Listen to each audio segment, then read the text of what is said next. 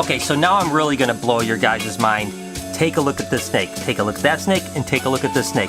And then tell me which snake is more valuable.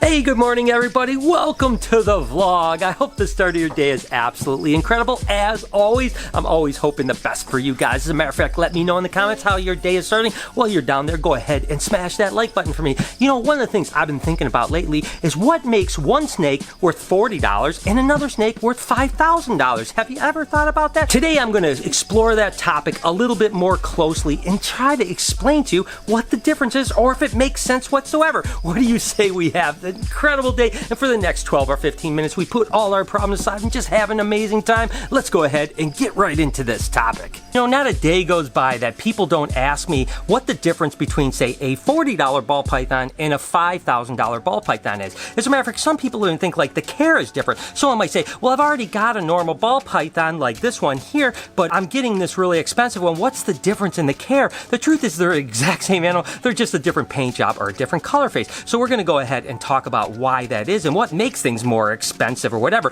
But why does this $40 ball python differ from this $300 ball python, or this $600 blue-eyed leucistic ball python, or this $350 beautiful piebald ball python, or lastly, this very expensive pastel lesser Enchi bongo ball python that sells for about $3,500 to $4,000. The truth is they're all basically the same. The only difference is the rarity of the paint job. So basically what happens is that when you produce something that's really rare, that there may be the only one, this may actually be the only pastel lesser Enchi bongo in existence. If there's others, there's certainly not that many. So obviously the demand is much higher on this animal, say as a normal ball python, that there are hundreds of thousands of them around the world, but there's no difference when it comes to the actual animal or the care. Okay, so now I'm really gonna blow your guys' mind. Take a look at this snake, take a look at that snake, and take a look at this snake, and then tell me which snake is more valuable right here. Which snake is more valuable? The truth is, this is a pastel super stripe, and this is a pastel super stripe orange dream. Look at them together, they look like almost the same snake. Sure, the pattern is a little bit different, but believe it or not, this snake sells for about $600. This snake sells for about $1,500. So there is a big difference with snakes that just have a little bit of genetic differences, but it still makes them the exact same snake. Now, what I think might be interesting is to actually take a look at a couple other types of animals that have similar things that make huge differences just in the paint job or color mutation. But also, let's put these to the test and see if maybe some of the crew can tell the difference to what is more expensive and what's not, because sometimes visually things are a little different than reality. So again, visually sometimes things can be a little bit difficult to figure out what's what. What do you think of these two snakes? Very similar. Very similar. Which one do you think is more expensive? This one or this one? Oh, this one. Am I wrong? Okay, so Mary, I think she might cheat a little bit because she does work with this particular snakes every single week, but she was right. This one was the more expensive one. Let's see if Kelsey gets this one. Okay, so Kelsey, we are talking about the differences between snakes and their pricing. What do you think of these two snakes? I think they both look like pastel super stripes. Exactly, they do look like pastel super stripes. So which one of these pastel super stripes do you think is more valuable? This one, it's got something else. Ah, see what we did there? So what ended up happening, Kelsey's going to be upset. Actually, this one, the one she did not pick, has orange dream in it. So even a snake expert, sometimes, I'm going to be totally honest with you, it's easy for me to ask, because if I was asked the question, I would pick probably the one that Kelsey picked too. Let's see if Lori, because Lori's always cocky about this stuff. She thinks she knows everyone. Let's go see if Lori can guess this one. Lori, I want to ask you, what do you think of these two snakes right here? They're very pretty. Which one of these two snakes do you think is more expensive? Can I look at them? You can look at them all you want. Let's see if she gets it right. Well, I can tell the difference is very slight, if any. You're probably messing with me and there isn't a difference. Maybe. If I was going to pick one that would be more, I would say this feisty one. The feisty one is worth more? Yeah. Would you be surprised to hear that the feisty one is a pastel super stripe And the other one is a pastel super stripe orange dream and worth about twice the price. I would be disappointed. My point is, guys, is that, you know, even with someone that knows animals as much as Lori is, and she's actually the one that put them on the website, there's no way I couldn't have told. If someone came to me and showed me those two snakes, I wouldn't have known. So, you know, really the price of snakes is subjective, right? So it is basically whatever people think it's worth. And whoever decides that price either sells it or they don't sell it because it's overpriced. The snake is exactly the same.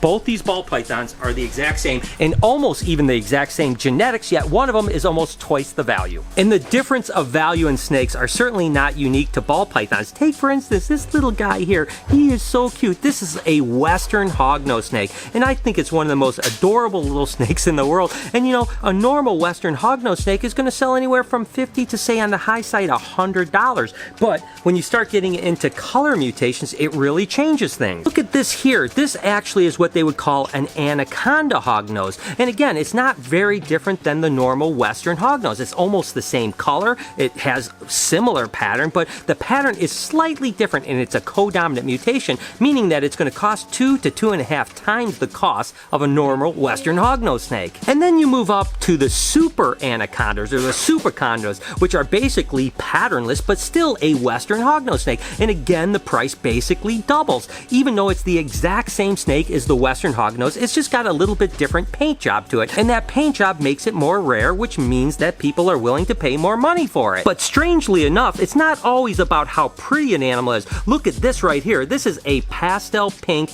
albino hognose snake, and it's absolutely beautiful. And the same goes for ball pythons. Sometimes you'll get a gorgeous animal that is half the price as other ones. And the pastel pinks are certainly more money than the normal hognose snake, but not as much money as the supercondas, which are actually, in my opinion, not quite as pretty as the pastel pink albinos. Again, so it's not always about how beautiful an animal is. As a matter of fact, there are some mutations of all kinds of snakes that are kind of on the ugly side, but very rare, and people are willing to pay really inflated prices for them because of their rarity. Moving on to corn snakes, this would be considered just a normal corn snake, something that you would just find in the wild. And these guys would sell for anywhere, oh, you little bugger, you tried to bite me. These guys would sell for like maybe $20, $25. So they're relatively inexpensive, great animals. For $20 or $25, I think they're one of the best starter snakes in the world. But all you do is take away the scale and make a scaleless corn snake, which is a recessive mutation, very easy to reproduce. All you have to do is have two scaleless, a scaleless, a hetero, or if you get a scaleless and breed it to a normal, you get all heterozygous babies, raise them up and breed them back, and you produce scaleless. Wait, that didn't sound as easy as I thought it was, but anyways, they're relatively easy to reproduce in the grand scheme of things, yet it goes from a $25, $30 snakes at the max to like a $600 snake. Think about that, that's 20 times the value just because we reduce some scales. And then you start playing with the color palette with that scaleless, like let's say you take away most of the black pigment, but not all of it, and you take away all the red pigment and you make a ghost scaleless corn snake. Now you got an animal that is again another $200 or $300 more than the normal scaleless. Now you're talking about, you know, somewhere 8 to 10 times the price of a normal snake, yet it's still a corn snake. It's the exact same snake, just with a more souped up paint job. Okay, my next victims. I'm going to do this with both of you guys. Ooh. So all I want to know is which animal is more expensive and you would pay more money for. Oh, that's a toughie. Which animal is the nicer animal? Oh, man. Look at these two right here. I'm gonna go with this one here. You're gonna go with that one there. And what are you going with? Not to be opposite, I'm gonna go with this one here, that white head right there. Something's going on there. Yep, see that's the white head there, and then this one here. And you guys might be surprised to hear that this is a beautiful animal. This is actually a pastel lesser vanilla cream. The one that you picked is absolutely gorgeous.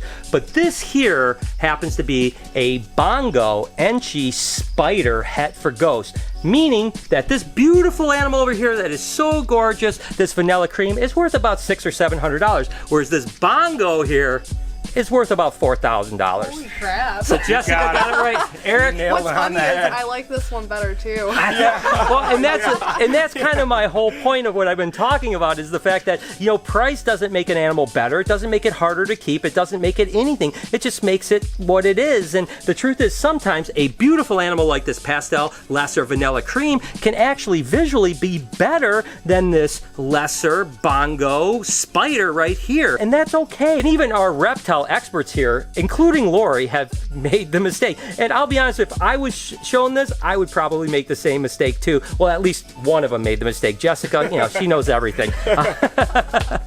Really, the last group of animals that I'm kind of making the point redundantly over and over again would be leopard geckos. They're another animal that is extremely polymorphic. This happens to just be a Tremper albino, which is one of the cheaper mutations of geckos. Now, we sell normal geckos, completely normal like you would find out in the wild. You know, they're like $25, $25, and the Mac Trempers are only like $30, $35. So they're very inexpensive, really great pets, super easy to care for. You can see placid as could be, and there are a million different paint jobs, like this one right here, which is actually a Tremper Super Snow white and yellow. Now, a baby of these is going to sell for like $250 to $350 depending on how they look, but it is again the same exact animal. So I just wanted to kind of talk about how, you know, the same animals can be radically different, and why are they different? Partly because of rarity, and partly is just because of demand. Every now and then you can have something that's an extremely rare animal, maybe the first or second mutation, but no one's interested in it. No one wants to buy it. I don't know what the powers that be decide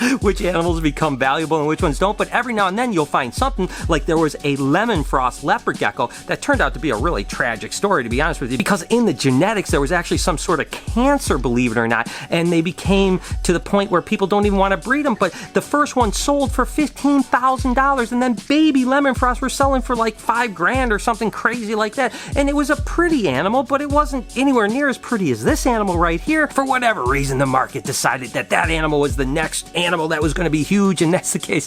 The truth is, nowadays, guys, I don't pay a lot of attention to price of animals, to be honest with you. Yes, we sell snakes, yes, we sell leopard geckos, but the truth is, I just want to make really cool animals and provide really cool pets to people that are interested in them. And I'm no longer interested in the investment side of reptiles, to be totally honest with you. I don't buy investment animals. I buy cool animals that I can reproduce that other people are going to enjoy, and I never make the sales pitch ever anymore, buy this and make money off it. That's just not the way I do things. I say, buy this because it's awesome and you're going to love it, whether it's a pet or you decide to breed it down the road for fun or maybe profit. I'm not embarrassed to make money off these things, but I don't get motivated by the money, if that makes sense. So hopefully now you understand the difference of what a $10 animal is as opposed to a $10,000 animal. And with that said, I'm going to go ahead and end the vlog here. I hope that you guys had fun watching me explain why something is worth $20 and almost the same animal is worth $10,000 or whatever it could be. I think it's kind of crazy and a little ridiculous, but that's been the market for as long as I've been doing things, and I am completely fine with it as long as people understand that they're all the same animal. So if you're going to buy a ball python or a leopard gecko or a corn snake and you want a particular morph, buy the morph you love. It doesn't matter because it's the exact same animal with the exact same care. So regardless, I hope that you guys have an amazing day. Thank you so much for tuning in. You guys mean the world to me. Every day you guys inspire me so much, and I love you to death. Can you do me a couple favors, please? Can you smash that like button? Let's say get this video over 5,000 likes. Also, turn your post notifications on so you know when I upload a video, which is every day at 9 o'clock in the morning Eastern Standard Time, 7 days a week. Make sure to be kind to somebody today, and I promise I'm going to see you guys tomorrow.